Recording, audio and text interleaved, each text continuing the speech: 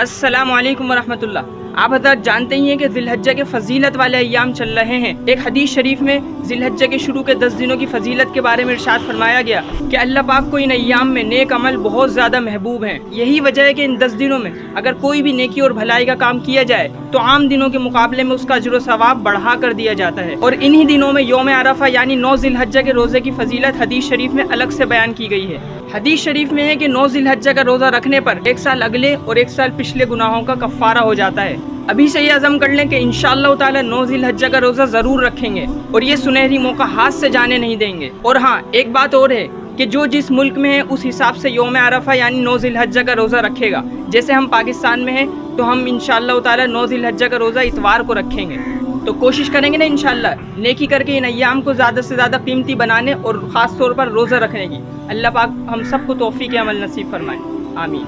फ़ी अमानिल्लाह।